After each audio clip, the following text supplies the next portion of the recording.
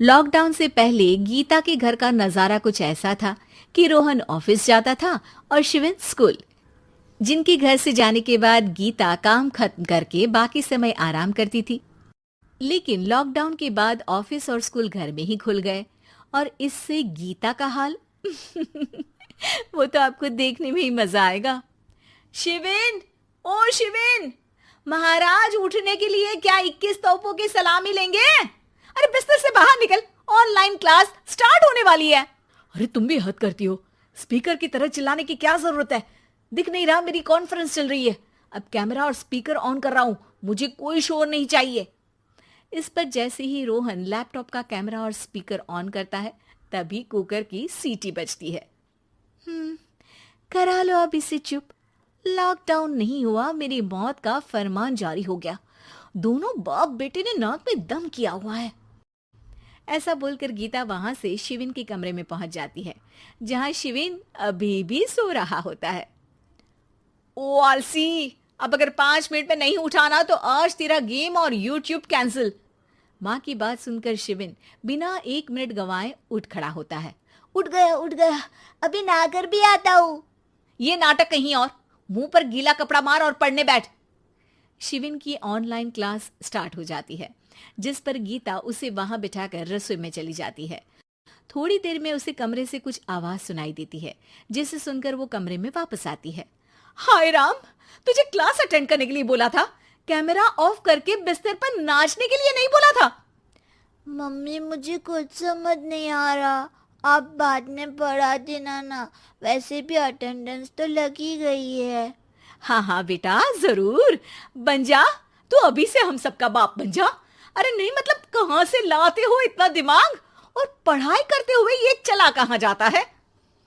Nice question, दिमाग से पूछकर बता दूंगा। शिविन की बातों से परेशान होकर गीता उसे मारने के लिए जैसे ही आगे बढ़ती है तभी वो कमरे से बाहर भाग जाता है। अब शिविन आगे आगे और गीता हाथ में चप्पल पकड़े उसके पीछे पीछे पूरे घर में दोनों घूम रहे होते हैं। इसी बीच वो रोहन के पास पहुंच जाता है और शिविन को मारने वाली चप्पल रोहन के लैपटॉप पर जाकर गिरती है। ओए माँ! मम्मी, अब पापा को चप्पल मार रही हो? वो आज तक के रिपोर्टर, चुपचाप जाकर क्लास अटेंड कर ले, नहीं तो अगली तेरे पीछे लगेगी। इस पर शिविन वहां से चला जाता है, जिसके बाद रोहन गीता से कहता है, इस सर्कस के लिए कुछ बोलना चाहोगी? अरे क्या करूं, जब से तुम दोनों घर में रहने लगे हो, घर अपने आप ही सर्कस बन गया है और मैं तुम्हारी नौकर। कभी बेटी को संभालो तो कभी बाप के नखरे उठाओ। इन्हीं सब उथल पुथल में दिन बीतते रहते हैं, जिसमें हर रोज घर के अंदर कुछ नया सियप्पा खड़ा मिलता है, जो ज्यादातर शिविन और रोहन की ऑनलाइन स्कूल और ऑफिस से रिलेटेड ही होता है। एक सुबह, शिविन चल उठ, आज की क्लास जल्दी है। कैमरा ऑफ करके आप अटेंड कर लो। अरे ऐसे छित्तर पड़ेंगे, दादी नानी सब एक साथ याद आ जाएंगी। गीता की लाख मशक्कतों के बाद क्लास तो खत्म हो जाती है, लेकिन उसके बाद शिविन फोन इस्तेमाल करते हुए इंस्टाग्राम रील बनाने लगता है। रसोड़े में कौन था?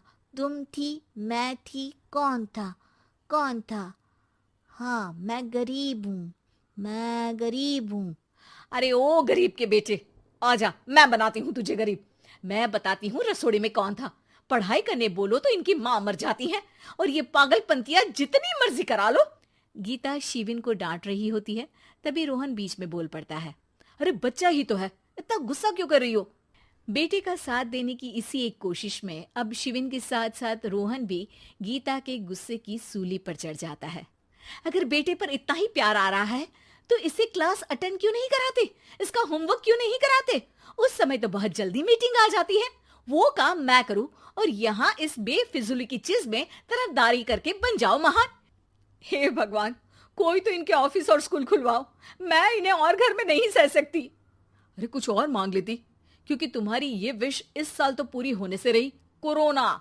हाय नास बेटे ने जिंदगी ही बर्बाद कर दी। खाए कोई पचाए कोई, कल मुझे चुन चुन कर सबको मेरी बद्दुआ लगेगी। उन्होंने दुनिया का और इन बाप बेटे दोनों ने मेरा जीना मुश्किल कर दिया।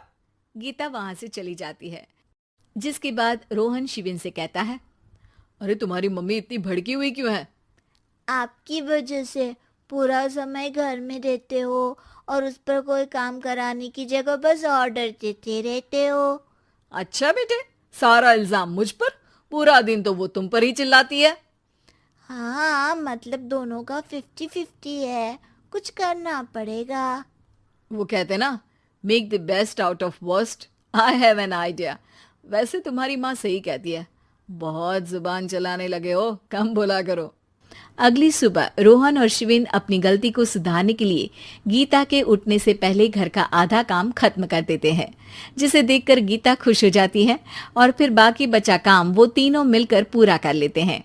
जिसके बाद अब वो सब मिल बांट कर हर काम में एक दूसरे की मदद करते हुए लॉकडाउन का मजा लेने लगते हैं।